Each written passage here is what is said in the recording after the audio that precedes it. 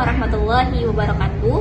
Perkenalkan, nama saya Vicky Yulianti dari LPTK Universitas Muhammadiyah Cirebon, PPG Piloting pertama tahun 2025 dengan NIM 24167338813. Hari ini saya akan membagikan praktik pembelajaran tematik di kelas 5 dengan tema pembelajaran sistem pencernaan tubuh manusia.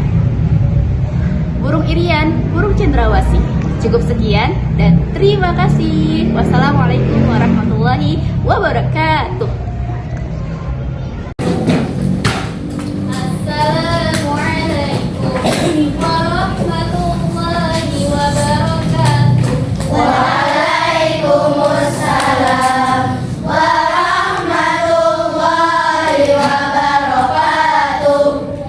Good morning everybody, how are you? I'm fine. Good morning everybody, how are you? I'm fine. Good morning to me, good morning To you. good morning everybody, how are you? I'm fine. Oke, sekarang semuanya ya. Siapa yang hari ini saum sunnah? Siapa yang hari ini qiyamul lail? Masya Allah. Siapa yang hari ini sudah infak subuh? Siapa yang hari ini sudah tersenyum?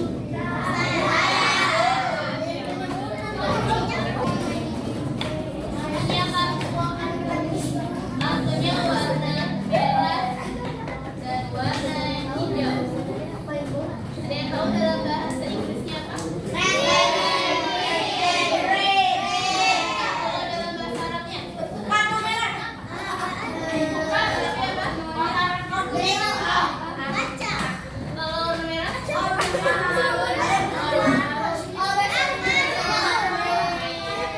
Ada yang tahu? Ada yang tahu tidak? Berita mengenai anak yang keracunan karena makan mie.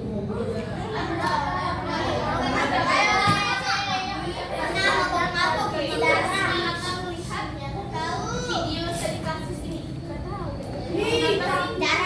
Kok bisa sistem tubuh kita memberikan sinyal bahwasannya kita tuh keracunan sehingga kita bisa tahu masa-masa kita. Coba kita simak.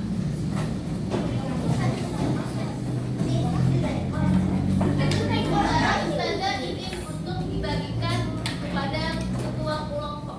Tentukan siapa ketua kelompok.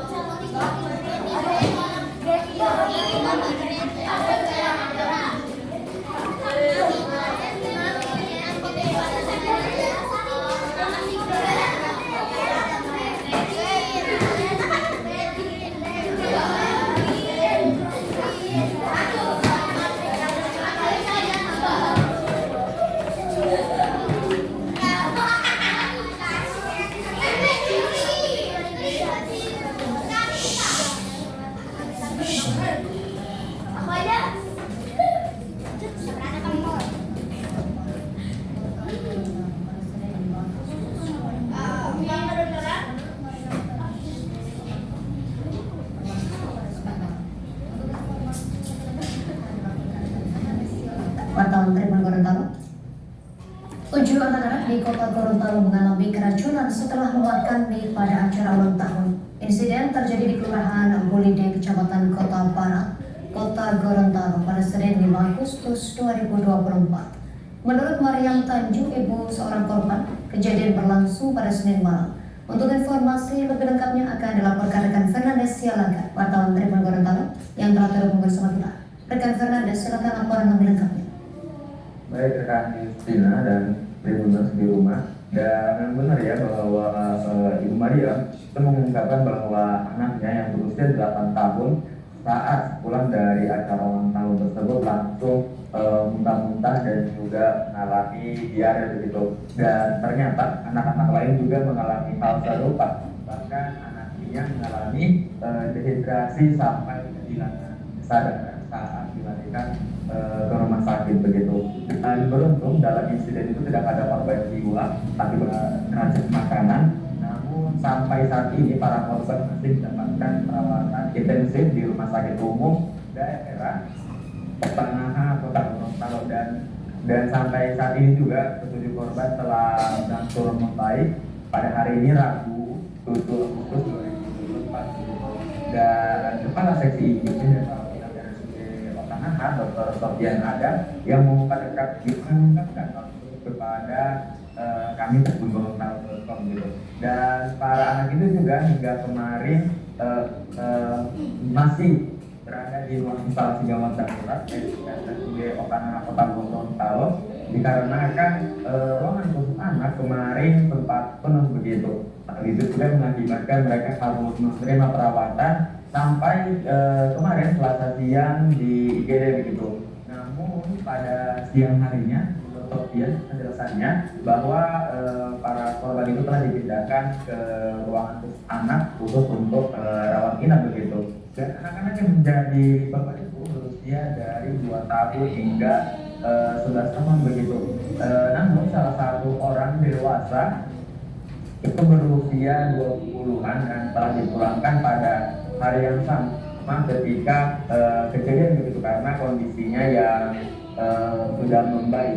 Dan hingga kini juga pihak rumah sakit masih menunggu hasil lab pemeriksaan yang sampelnya telah diambil oleh dinas kesehatan pada kemarin Selasa pagi begitu. Dan kami merencanakan bahwa hasil lab itu akan keluar pada hari ini begitu. Karena itu juga kami dari media juga masih menunggu hasilnya hingga saat ini begitu. Rekan kita dan saya kembali kan. Terima kasih rekan-rekan, Anda silakan wartawan Tribun Gorontalo atas laporan dari Anda. Selamat bertugas kembali rekan. Download Tribun X sekarang. Oke. Informasi apa yang kalian dapatkan dari berita ini? Kelompok? Ini kelompok Kanu. Kelompok Nalu. Informasi apa yang didapatkan dari video ini? Anak keracunan gara-gara yang ada di Desa lokal. Anak keracunan karena Anak yang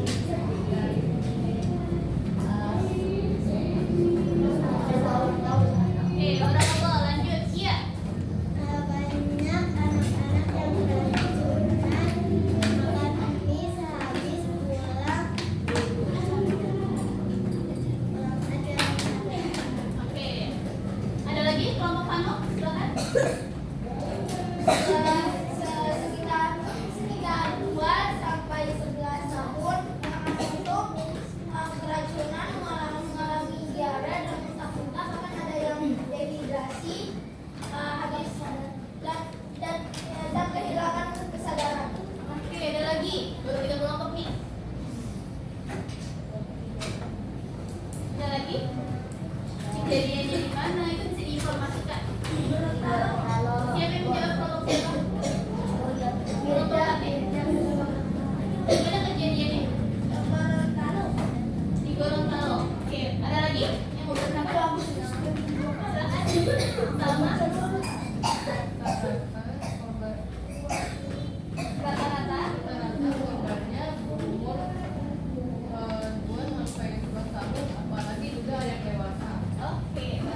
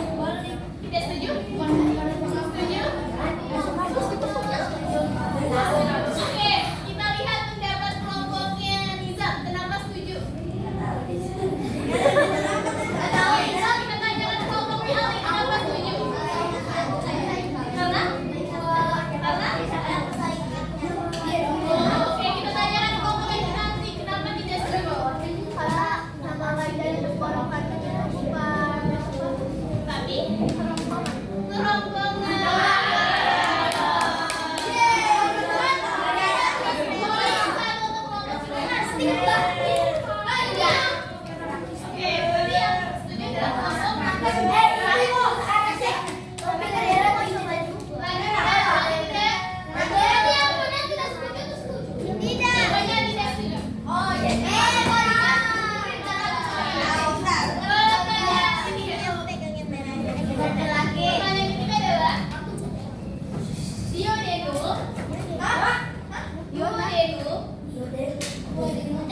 Adalah mengolah makanan dengan bantuan enzim dari pankreas dan empedu dari hati. Setuju atau tidak setuju?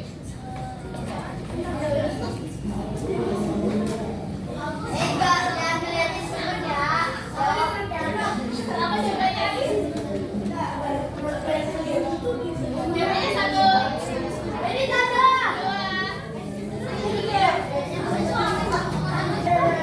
Dehidrasi tidak menyebabkan terjadinya kerusakan pada sistem pencernaan. Satu, dua, tiga.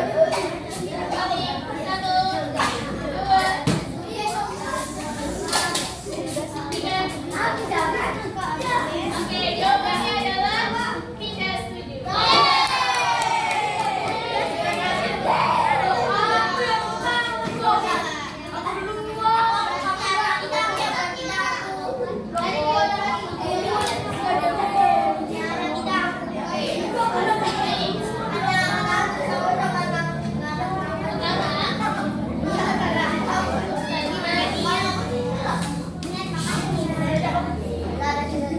Ustazah mau membagikan prosedur pos. Ustazah akan memberikan kalian 7 pos. Pos ya. Yang pertama ada pos senam. Kita akan membuat gerakan senam. Oke. Senam areanya di sini. Pos 2 menonton atau menyimak video area yang ada di tempatnya Faruk. Pos 3 adalah kalian membuat main happy. Yang ketiga, 4 ya. Yang keempat, kalian membaca artikel. Ada di areanya Zazar. Yang kelima, kalian mengerjakan soal teka-teki.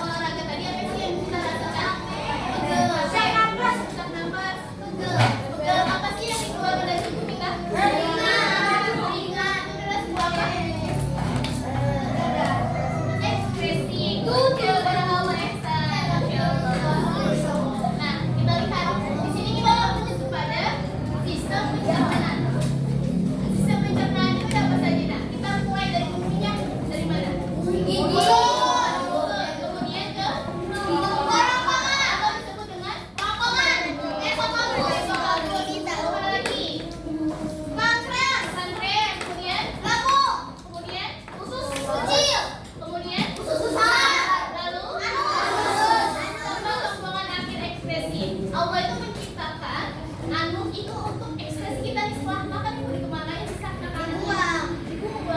Kalau misalkan Allah tidak menciptakan itu apa yang terjadi? Sampah menumpuk kita. Yaitu gerakan meremas-remas yang dilakukan oleh dinding kerongkongan untuk membuat makanan terdorong masuk ke dalam lambung. Berarti tujuan selanjutnya lambung ya Pipo? Betul, Bob. Lambung adalah bagian dari organ pencernaan manusia yang paling elastis. Lambung berbentuk seperti kantong dan terletak di dalam rongga perut sebelah kiri atas. Di dalam lambung, makanan mengalami pencernaan secara mekanis dan kimiawi. Pencernaan mekanis dilakukan oleh dinding atau otot lambung yang meremas dan mengaduk makanan. Pencernaan kimiawi dilakukan oleh getah lambung yang dihasilkan oleh kelenjar getah lambung. Getah lambung mengandung enzim pepsin, enzim renin, dan asam klorida. Enzim pepsin berfungsi untuk memecah protein menjadi peptol. Enzim renin berfungsi untuk menyebabkan protein itu menjadi kasein. Asam klorida atau HCl berfungsi untuk mengasamkan makanan dan membunuh kuman yang masuk bersama makanan.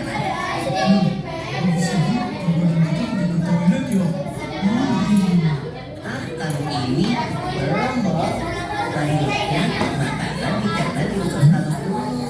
Usus halus merupakan usus terpanjang dalam saluran pencernaan karena panjangnya mencapai 6 hingga 7 meter. Di dalam usus halus ada HCl khusus yang membantu penyempurnaan pencernaan makanan. Oh iya, usus halus terdiri dari 3 bagian, yaitu usus 12 jari, usus kosong, dan usus penyerapan.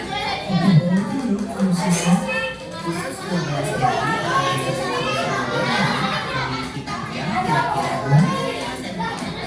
Usus 12 jari mencerna makanan dengan bantuan getah pankreas dan getah empat buntut. Getah pankreas dihasilkan oleh kelenjar pankreas. Getah pankreas mengandung enzim-enzim berikut: enzim aminase, berfungsi mengubah atau amilum menjadi sel tubular. Enzim renin berfungsi mengubah amilum menjadi asam amino. Enzim fase berfungsi mengubah asam menjadi asam lemak dan glisel. Alat getah empat buntut dihasilkan oleh cavity dan dinding rongga